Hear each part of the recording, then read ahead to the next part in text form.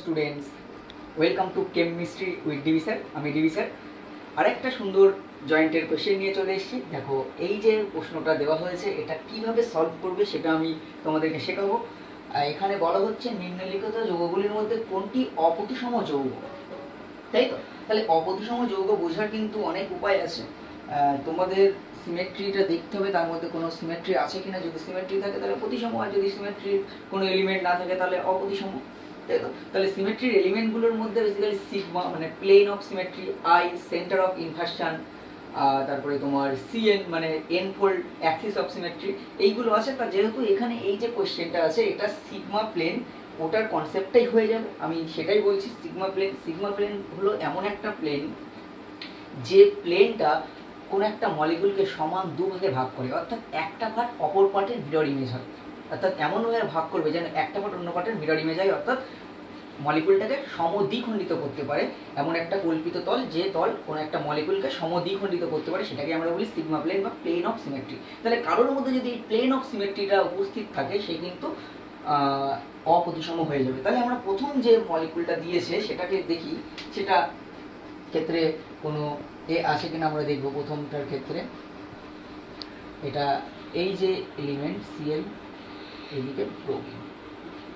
দেখো এই সাইনটা এটা হচ্ছে বোঝায় এই যে প্লেনে এই যে চার্ট কার্বনওয়ালা রিংটা আছে, সেই রিংয়ের উপরে মানে এই যে বোর্ডে ওই রিংটা আছে এবং ওই রিংয়ের উপরে কিন্তু ক্লোরিনটা আছে এবং রিংয়ের উপরেই কিন্তু ব্রোমিনটা আছে। অর্থাৎ এটাকে ওয়েজ বলা হয়। ওয়েজ মানে অ্যাভাব দ্য প্লেন, তাই তো? তাহলে এই প্লেনের উপরে মানে উপর দিকে, মানে এই ধরো এইটা যদি চারকোনা তোমরা যেটা দেখতে পাচ্ছ বড় আকার, যে এটা সাইক্লোবিউটেন, ঠিক আছে? সাইক্লোবিউটেন সাবস্টিটিউটেড ক্লোরিন এবং ব্রোমিন আছে।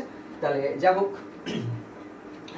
তাহলে সেই যে সাইক্লোবিউটেনের যে চেনটা রিংটা, সেই রিংয়ের উপরে আছে এইভাবে ক্লোরিনটা আছে, আর এইভাবে ব্রোমিনটা আছে, তাই তো? অ্যাবভ দ্য প্লেন, ওয়েস চিহ্ন।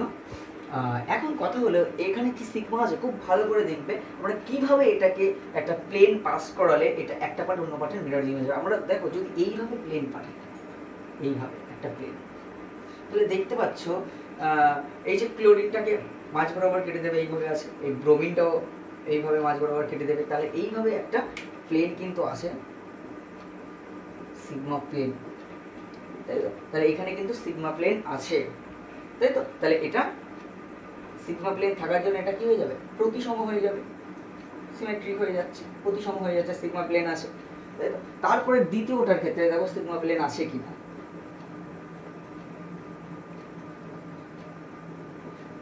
এটা ব্রোমিন সবাই অ্যাভাব দ্য প্লেন, ক্লোরিন, তাহলে এখানে আরো শর্টকাটে আমরা কিন্তু এইভাবে দেখাতে পারি। এই যে হাইড্রোজেনটা নিচে, ব্রোমিনটা উপরে, এখানে ক্লোরিনগুলো উপরে, হাইড্রোজেনটা নিচে, ক্লোরিন উপরে, হাইড্রোজেন নিচে, তাহলে এইভাবেও কিন্তু দেখাতে পারি এই জিনিসটাকে। এখানে যেমন এইটাকে এইভাবে দেখাতে পারতাম, ক্লোরিন উপরে, হাইড্রোজেন নিচে, ব্রোমিন উপরে। যাও 3 ডাইমেনশনালি যেভাবে দেখাতে পারবে সেটাই ভালো লাগে, কোনো ব্যাপার নেই। তাহলে দেখো এই কম্পাউন্ডের ক্ষেত্রে কি কোনো সিমেট্রি এলিমেন্ট আছে, অর্থাৎ সিগমা প্লেন আছে, সেটা কি করে বুঝবো?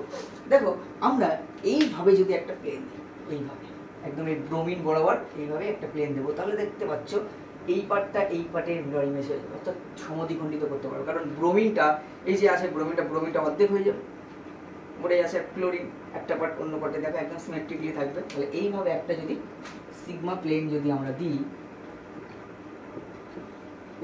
তাহলে কিন্তু একটা পার্ট অন্য পার্টে মিরর ইমেজ হয়ে যাবে এবং দুটো সমদ্বিখণ্ডিত হবে খুব সুন্দরভাবে, তাই না? তাহলে এইটা আমরা বলতে পারি সিগমা প্লেন আছে, তাহলে এটাও প্রতিসম হয়ে যাচ্ছে, এটাও প্রতিসম হয়ে গেল। তারপর একটা দেখো, এটা অপশন সি, সেটা কি বলছে?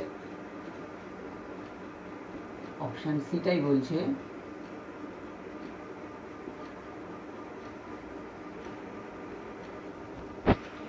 ক্লোরিনটা উপরে, ব্রোমিনটা নিচে, ড্যাশ চিহ্ন বলতে নিচে, below the plane, above the plane chlorine, below the plane এটা। তাহলে এইটাকে আমরা এইভাবে আঁকতে পারি, এইভাবে দেখাতে পারি।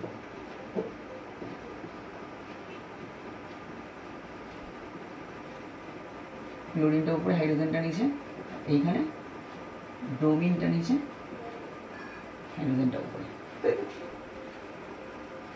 তা যাই হোক, এইখানে কি সিগমা প্লেন আছে সেটা আমাদের দেখতে হবে, বা এটা কি প্রতিসম হবে।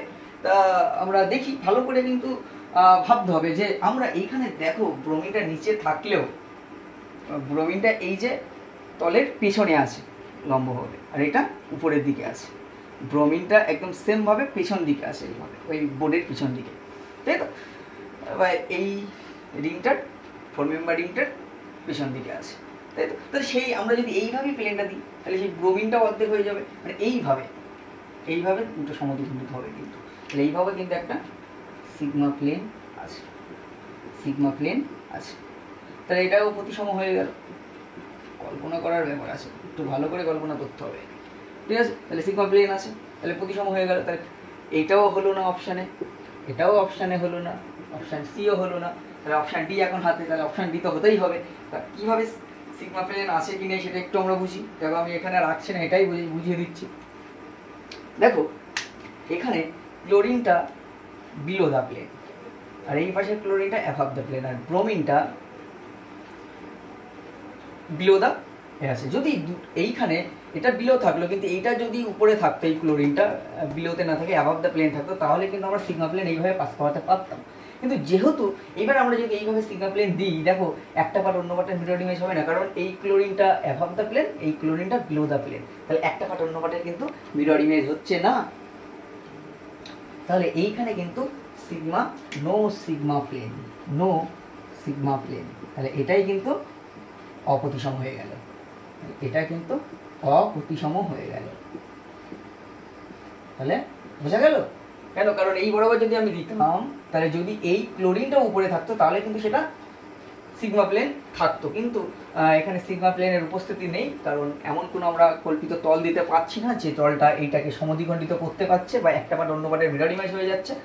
তাহলে সেই কল্পিত তল দুটো সমান এমনভাবে ভাগ করতে পারছে না, বা যে পার্ট একটা পার্টের অন্য পার্টের, একটা পার্ট অন্য পার্টের মিরর ইমেজ হবে, তাহলে সেই জন্য এখানে কোনো সিগমা প্লেন নেই। আর অনেকে ভাবতে পারে এই বরাবর যদি একটা দিই তাহলে সেইটার ক্যাচটা কি, সেটার ক্যাচ হচ্ছে এইটা উপরে এটা নিচে, তাহলে সিমেট্রিক হচ্ছে না, সেই জন্য এটা অপ্রতিসম।